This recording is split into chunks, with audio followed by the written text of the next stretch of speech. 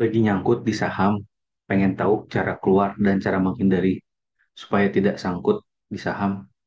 Simak video kali ini, kita coba belajar bagaimana caranya untuk tidak nyangkut di saham dan bagaimana strateginya agar keluar dari sangkut di saham. Penasaran? Yuk simak videonya.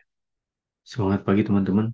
Ketemu lagi bersama saya Dian di Saham Mantul. Di video kali ini kita coba bagaimana cara keluar dari sangkut. Tapi sebelum itu, di video ini saya coba bikin dua part, yaitu part pertama cara menghindari nyangkut, yang kedua bagaimana sih kita keluar dari nyangkut di saham gitu. Video kali ini eh, berdasarkan pengalaman dari teman-teman gitu ya. Awal-awal mungkin saya juga sering nyangkut, tapi saya coba untuk bikin strategi gimana supaya tidak nyangkut. Nah, ini tuh terinspirasi dari beberapa teman yang sering diskusi gitu mengenai saham. Aduh, saya lagi sangkut nih, saya lagi nyangkut di saham A, B, C, D gitu ya. Nah, jika memang lagi nyangkut ini sebenarnya serba salah gitu ya. Saya juga sering sering udah CL aja. Ketika di CL dia langsung naik gitu. Terus ketika di average down dia makin turun, makin turun, makin turun. Kalau diamin juga makin turun. Jadi sebenarnya serba salah gitu kalau kalau posisinya disangkut. Cuman eh, kadang kalau sebagai teman gitu ya, ketika nyangkut itu harusnya memotivasi gitu. Kadang kalau misalnya ada diskusi ke teman yang nggak kurang baik gitu ya, atau siapa gitu, aduh saya nyangkut di sini malah diketawain, malah dibully atau dicemoohin gitu, itu sebenarnya salah banget. Bahkan mungkin ada yang, wah lu sih salah, lu kenapa lu jual beli di saham gitu, kenapa lu investasi di saham, akhirnya dia parno, akhirnya dia nggak lanjut lagi gitu. Nah mungkin video ini saya buat supaya bagaimana sih ketika nyangkut itu harus seperti apa gitu.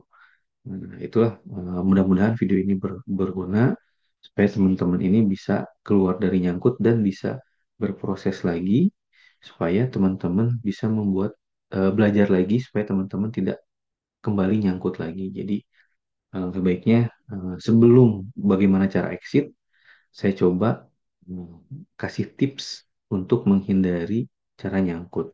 Ya. Yang pertama tipsnya adalah bikin trading plan. Jadi untuk menghindari supaya tidak nyangkut, ya bikin trading plan di awal gitu. Jadi ketika kita mau beli saham, itu kita harus jelas entry-nya di mana, exit-nya di mana, dan eh, jualnya di mana gitu. Nah, yang ketiga adalah batasi resiko. Jadi sebelum beli saham itu, yang kedua, maaf, yang kedua adalah batasi resiko.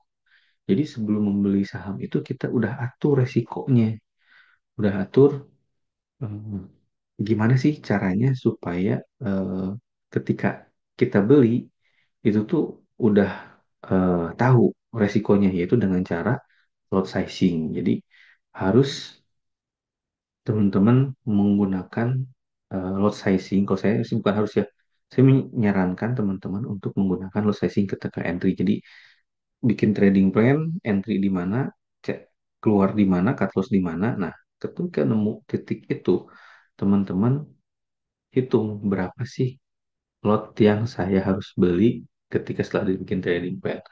Itu fungsinya buat apa? Fungsinya buat menghindari atau membatasi resiko gitu. Jadi di awal tuh udah tahu ketika mau entry, udah resiko saya akan sekian, 1% dari modal bisnis saya cuma 1% dari modal gitu. Jadi misalkan saya entry atau equity ya, equity misalkan saya modal di awal 100 juta, ya udah saya batasi resiko itu cuma satu, lossnya itu adalah 1 juta. Jadi mau berapapun, dimanapun saham mau lossnya 10%, 5%, tapi secara amount itu cuma 1 juta atau 1% dari modal. Itu dengan cara lot sizing. Jadi batasi dulu resikonya di awal. Supaya apa? Ketika nanti loss, kita udah tahu, oh cuma 1% dari modal. Tapi kalau misalkan tidak dibatasi resiko, teman-teman all in, langsung full, apalagi full margin gitu.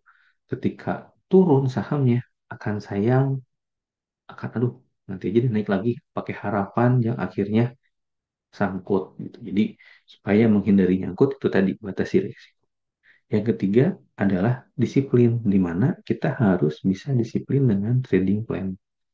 Nah, ketika disiplin dengan trading plan, ketika teman-teman itu eh, tidak sesuai plan, udah analisa pakai analisa benermologi, udah bisa, ya udah analisa pakai teknikal, udah analisa fundamental atau beberapa analisa lain gitu ya, tapi gagal. Tapi ternyata salah analisa kita. Wah, tidak sesuai dengan plan, dia akan naik, tidak merespon. Ini ketika kita beli, oh ternyata ini harganya malah turun. Ya udah, langsung cut di situ. Kalau nggak gitu, makin dalam, makin dalam, makin dalam, makin dalam, sudah akan terjadi nyangkut gitu. Ini tiga hal yang memang harus teman-teman lakukan sebelum atau selama trading di saham. Kenapa? Karena kalau tidak menggunakan ini, bahayanya sangat fatal. Nah, dalam tiga metode ini atau tiga poin ini, saya akan ajarkan di kelas saham mantul, di mana teman-teman bisa masuk ke web saham mantul di sini. Nah, langsung daftar kelasnya di sini, daftar paketnya, teman-teman bisa pilih mau yang mana. Nah, kebetulan di bulan ini, di September ini, saya akan kasih diskon kalau masih ada ya, tinggal cek di deskripsi itu diskonnya sampai 69%, hampir 70% diskonnya, tapi itu sampai awal Oktober 2024. Kalau misalnya lebih, atau misalkan dicek kode promonya udah habis, berarti bukan rezeki. Tapi sebelum kehabisan, teman-teman bisa klik join menggunakan kode kode voucher itu, dan teman-teman bisa langsung oke kodenya seperti itu. Nah, balik lagi di sini. Jadi teman-teman sebelum terhindar dari sangkut atau sebelum terjadi nyangkut, teman-teman mesti punya atau mesti paham dulu dari tiga poin ini. Kenapa? Karena jika teman-teman tidak menggunakan ini, ya udah pasti nyangkut. Apalagi tidak ada punya trading plan.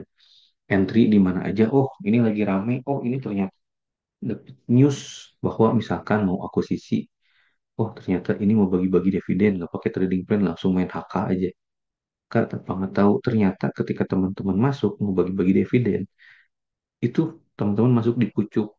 Mau gimana lagi, akhirnya dia koreksi, orang pada jualan, udah dapet dividen, dijualan, ya udah nyangkut gitu. Itu bahaya banget. Jadi trading plan itu harus digunakan sebelum teman-teman, harus dibikin plannya sebelum teman-teman beli saham atau entry di saham. Nah, setelah itu ada lagi, balik lagi, resikonya harus dihitung dari awal. Kenapa? Karena kalau udah tahu resikonya, seperti saya misalkan eh, kemarin saya coba itu loss, bukan loss di Indi, di oh, enggak di PB, PNBN. Ya udah, saya tahu ini PNBN, saya coba akan masuk, ternyata dia gagal. Ya udah, saya sudah hitung lossnya. Oh, lossnya cuma 1% modal, aman. Tapi ternyata balik lagi, si PNBN naik. Ya udah, saya cover lagi di situ. Akhirnya apa? Sekarang yang lossnya tadi karena dihitung dan akhirnya sekarang bisa masuk di video game, mungkin di Septemberan ya PNBN itu lagi naik, mau mau coba jebol di resistnya, ya udah saya cover lagi sebelum dia jebol, saya buy seperti itu. Jadi batasi resiko di awal, biar apa, biar tenang. Kenapa? Karena setelah batasi resiko di awal, kita tahu lossnya berapa, tenang. Oh, kalau sesuai, kalau gagal pun udah ketahuan resikonya 1% modal. Dan juga disiplin. Nah, disiplin ini salah satu caranya adalah dengan automatic buy dan sell. Kenapa? Karena dengan automatic, kita setting automatic buy dan sell akan memudahkan kita untuk disiplin. Kenapa? Karena kalau misalnya nggak pakai automatic, itu akan jadi harapan. Makanya di modul kelas edukasi saham mantul itu, teman-teman bakal diajarkan bagaimana caranya untuk men-setting buy auto sell. Mungkin itu aja video kali ini. Kita ketemu lagi di video part 2. Takutnya kepanjangan, nanti part 2 bagaimana kita cari cara exit atau strategi exit ketika teman-teman lagi nyangkut. Sampai jumpa di video part kedua. Terima kasih sudah menonton video yang pertama. Assalamualaikum warahmatullahi wabarakatuh.